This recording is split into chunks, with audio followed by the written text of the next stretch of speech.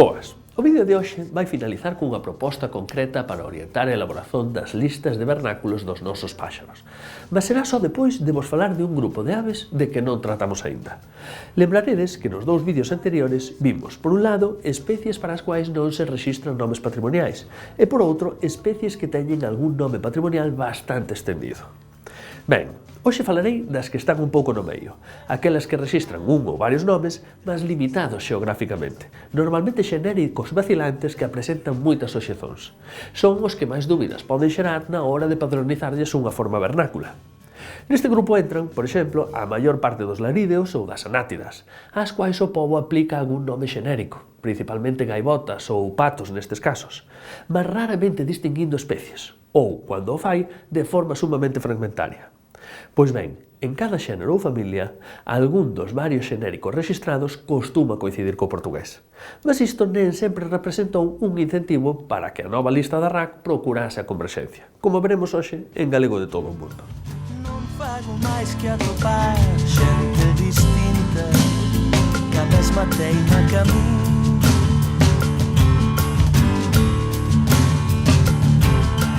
Non fago máis que ouvir outras voces que son a mesma voz.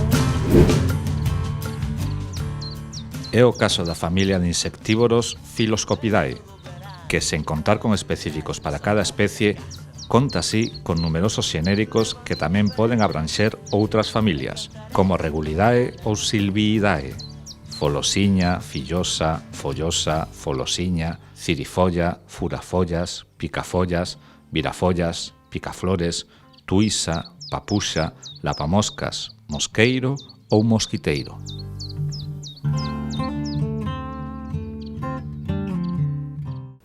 Con este panorama tan fragmentado, que sentido ten descartar a forma portuguesa felosa, coincidente cunha das máis estendidas voces galegas, en prol doutras como picafollas, reservando folosa, aínda por riba cunha leve alteración vocálica, para dúas familias de aves tan difíciles de observar como a Crocefalidae ou Locustelidae?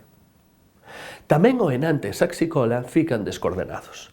Estes xéneros, entre máis formas, son coñecidos mayoritaria e xenéricamente por chascos tanto na Galiza como en Portugal. Só que neste país foi escollido o nome Cartaxo para os segundos, para os distinguir así dos primeiros, que son os que fican co nome tradicional galego de chascos.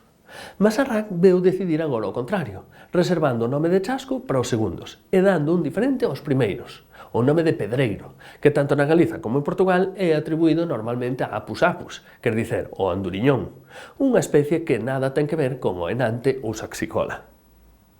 É un pouco o mesmo que acontece con pintarroxos ou mazaricos. En vez de aproveitar a comunidade designativa galego-portuguesa, a RAC distribúe cada xenérico por especies diferentes. O que, polo menos se nos guiarmos pola tantas veces proclamada converxencia co mundo lusófono, acaba por ser pior que escoller nomes totalmente diferentes. Así, dá o nome de pintarroxo e ben a Carpodapus eritinus, mas non a Linaria canabina, ou de mazarico a Numenius arquata, mas non a Actitis hipoleucus. Dito por outras palabras, pintarroxo e mazarico fican na lista, mas desaparecen para aves en que teñen grande tradición de uso na Galiza. As que desaparecen de facto da nova nomenclatura son outras formas patrimoniais, decenas, con continuidade en Portugal e con amplo uso constatado na Galiza. Para Oriolus oriolus non há rastro de papafigos e para Sterneirundo tampouco da andoriña do mar. Dentre as denominacións populares para o merlo cinclus cinclus rexeitase o modificador d'agua en favor de un rieiro menos transparente e mergullete, con un diminutivo insólito en galego, serve para engavetar o moito máis usado mergullón no caso de Tachybaptus ruficolis e Podilimbus podiceps. Finalizarei este vídeo con unha proposta clara para os vernáculos das nosas aves. Comezarei por clasificar as especies segundo os seus nomes patrimoniais, isto é, segundo os vernáculos herdados por vía popular. Por un lado, temos as que posúen patrimoniais específicos de carácter supradialetal, por exemplo, tordo, corvo, mascato. En segundo lugar, temos os que, non tendo nomes específicos, poden eventualmente ser denominadas a través de xenéricos ou específicos usados con valor xenérico. Mazarico, águia, felosa. En terceiro lugar, temos as que presentan específicos ou xenéricos fragmentarios ou locais, chapín, trigueirón, pica. E, por fin, temos as aves sen patrimoniais, inexistentes ou ocasionais entre nós, a esmagadora maioría. Quebranoces, riscadiña, merlo das rochas.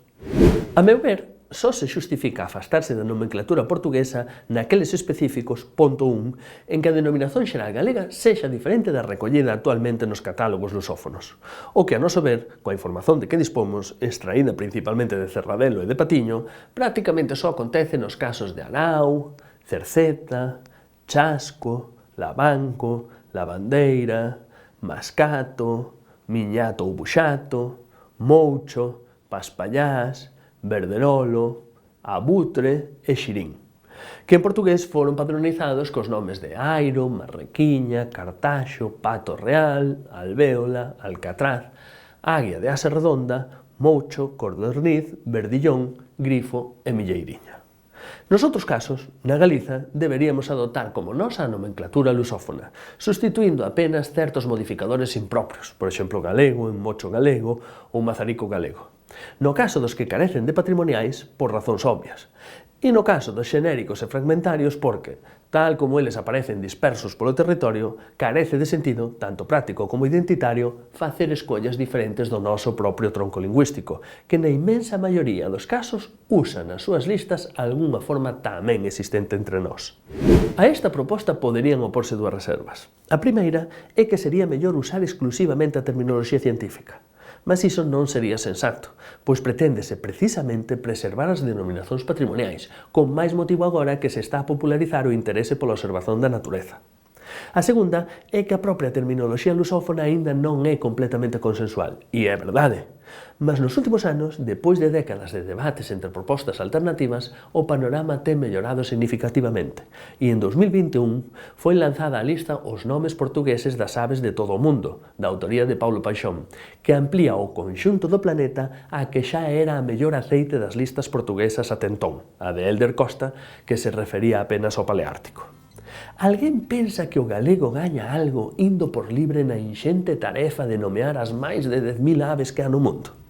Non sería máis lóxico unirnos ao noso diasistema lingüístico, intervindo nos seus debates para tamén ser tidos en conta os nosos patrimoniais realmente significativos?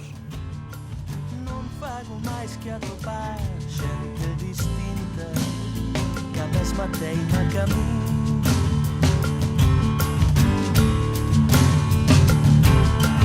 Non fago máis que ouvir outras voces que son a mesma voz.